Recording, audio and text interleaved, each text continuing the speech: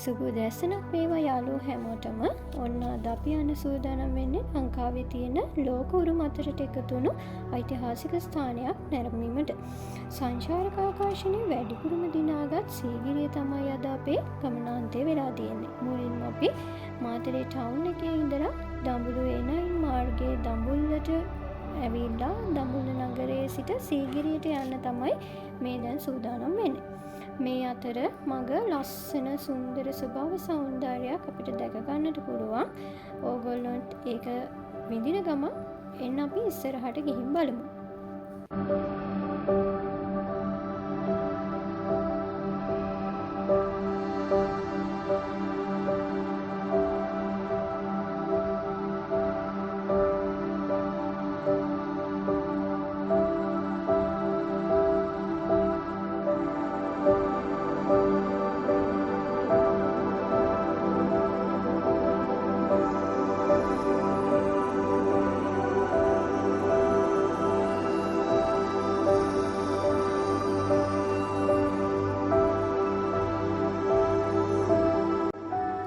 සීගිරිය යන්න මාර්ග කීපයක්ම අපිට භාවිතා කරන්න පුළුවන්.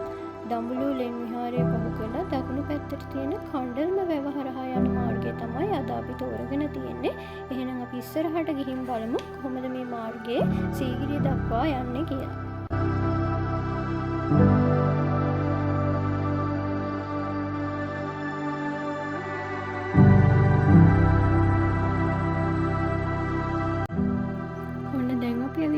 කණ්ඩලම වැව පහු කරන ස්ථානයට බලන්න කොහොමද කියලා කණ්ඩලම වැවේ තියෙන ලස්සන.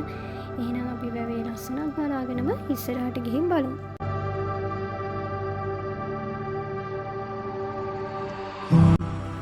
සීගිරි සංචාරය අතරතුරදී සීගිරියට පැමිණෙන දේශීය විදේශීය සංචාරකයන්ගේ වාහන නවතා තැබීම සඳහා අපිට පාර්ක්ස් 3ක් දැක ගන්නට පුළුවන් වෙනවා.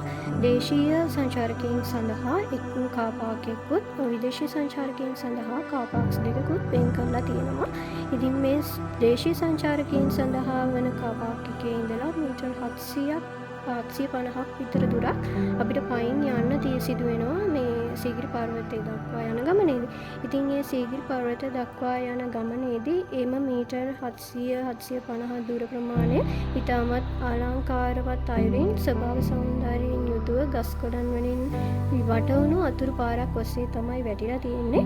මේ ප්‍රදේශයේ අලි ගවසන ප්‍රදේශයක් කියලා නම් කරලා තියෙන නිසා පොඩ්ඩක් ඉක්මනට මේ ප්‍රදේශය පහු කරලා යනවා නම් සුදුසු බව තමයි සංචාරකයන් සඳහා උපදෙස් ලබා දීලා තියෙන්නේ.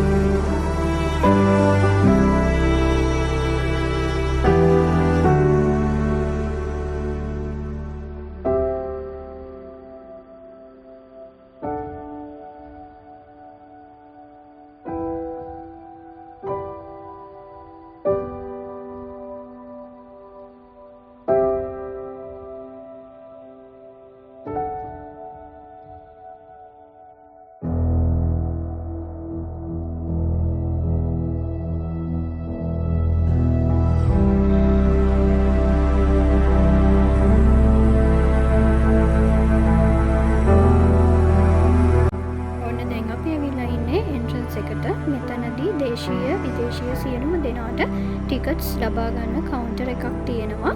කෞතුකාගාරයට කියලා ගහලා තියෙන බෝඩ් එක ළඟින් දකුණු අත පැත්තෙන් මේ කවුන්ටර් එක දැක ගන්නට පුළුවන්. ඉතින් ටිකට් අරගෙන අපිට ඉස්සරහට යන්න පුළුවන්. අපි ටිකට් අරගෙන ඉස්සරහට ගිහින් බලමු.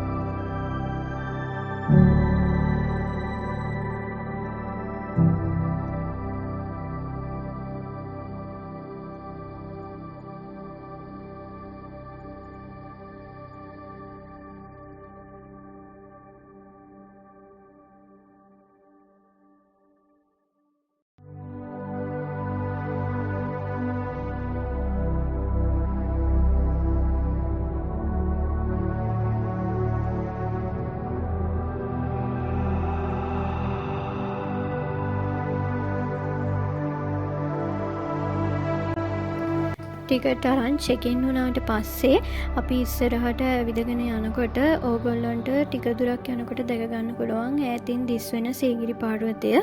ඒක ඉතාමත් අලංකාර දර්ශනයක් ලෙස අපිට දැක ගැනීමේ හැකියාව තියෙනවා. ඒ වගේම සීගිරි පර්වතය දක්වා වෙන මාර්ගයේ අපි ගමන් කරන මග දෙපස අලංකාර වතුර මල් වලින් යුක්ත නිර්මිත පද්ධතියක් අපිට දැක ගැනීමේ හැකියාව තියෙනවා. දැන් අපි පර්වතයට නගින්න තමයි යන්නේ. ඉතින් මේ එන ගමන චුට්ටක් විතර මහන්සි දැනෙන නිසා අනිවාර්යෙන්ම වතුර බෝතලයක් අරන් එන්න අමතක කරන්න එපා. ඒ වගේම කන්න මොනවා හරි අරගෙන එන්න පුළුවන් නම් හොඳයි. ඒ වගේම මෙන්න මෙතනදී අපිට පොඩක් ගිමන් හරින්න ස්ථානයක් හදලා තියෙනවා. දේශීය විදේශික සංචාරකීන්ට මේතන පොඩ්ඩක් නැවතිලා විවේක අරගෙන ගල නගින්න පටන් ගන්නට පුළුවන්.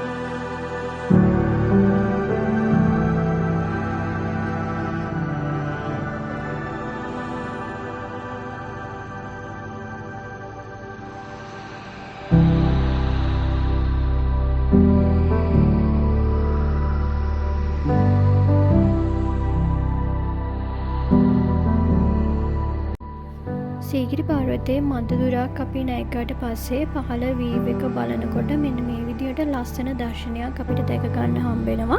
ඉතින් ටිකක් දුර උඩට ඇවිල්ලා පහළ බලන්න ටිකක් අමාරු වුණාට ඒ බලන්න පුළුවන් නම් බලනකොට මෙන්න මේ වගේ ලස්සන දර්ශනයක් අපි හැමෝටම බලා ගන්න පුළුවන්. ඉතින් ඔයගොල්ලොත් ඇවිල්ලා මේ වගේ මැදක් ඇවිල්ලා ටිකක් නැගලා බලන්න කොයි වගේද පේන්නේ කියලා. ටිකක් අමාරුයි. සමහරු නම් අපව හැල්ලා යන අවස්ථාවලුත් අපි දැක්කා. ඒ වුණාට අමාරුවෙන් හරි උඩටම යන්න පුළුවන් නම් ලස්සනම ලස්සන ඓතිහාසික වටිනාකමකින් යුක්ත දර්ශන කීපයක්ම ඔයගොල්ලන්ට දැක බලා ගැනීමේ හැකියාව ලැබෙනවා.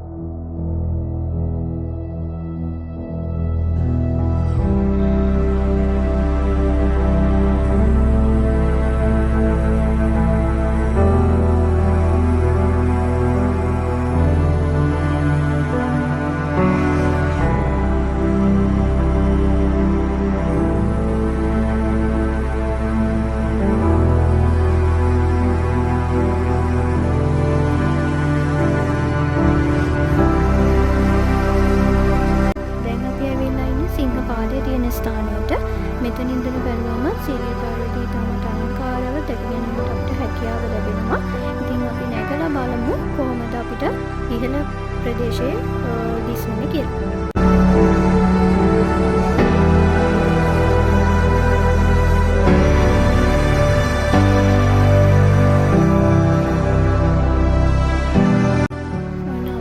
සීගිරි පර්වතයේ ඉහළම ස්ථානයට දැන් අපි ඇවිල්ලා ඉන්නේ. ඉතින් මෙතෙන්ට ආවට පස්සේ 360 degree angle එකකින්ම වාටයටම තියෙන view එක හොඳටම බලා ගන්න පුළුවන් අපිට. ඒ වගේම සීගිරියේ තියෙන සීගිරි කුරුටු ගීත, ඒ වගේම සීගිරි බිතිසිතුවම් නැරඹීමේ අවස්ථාව දේශීය විදේශීය සියලුම සංචාරකයන්ට මේ සංචාරයේදී අවස්ථාව ලැබෙනවා. ඉතින් මේ හැම දෙයත් එක්කම ඕගොල්ලොත් ඇවිල්ලා මේ සීගිරියේ තියෙන ඓතිහාසිකත්වය වගේම සුන්දර සෞන්දර්ය පරිසරය නැරඹීමට අවස්ථාවක් උදා කරගන්න කියලා අපි සියලුම දෙනාට ආරාධනා කරනවා. ඒ වගේම එන්ට්‍රන්ස් එකේ ඉඳලා එක්සිට් වෙනකම්ම සීගිරිය පර්වතය නගින ආකාරය පිළිබඳව අපව දැනුවත් කරන්න මාර්ග සංඥා ලකුණු කරලා තියෙනවා. ඉතින් ඒවා භාවිතයට අරගෙන එන්ට්‍රන්ස් එකේ ඉඳලා එක්සිට් වෙනකම්ම අපිට යන්න පුළුවන්. ඉතින් මේ වගේ තවත් ලස්සන වීඩියෝ එකකින් ආයෙත් හමු වෙමු. එතකන් ඕගොල්ලන්ට සුබ දවසක්.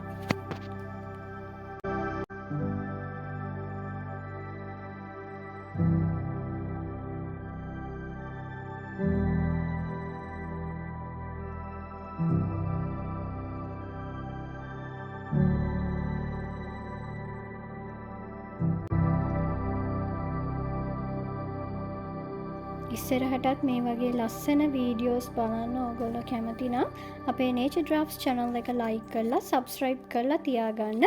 ඉතින් අනවතත් අලුත් වීඩියෝ එකකින් හමු වෙනකන් ඕගොල්ලන්ට සුබ දවසක්.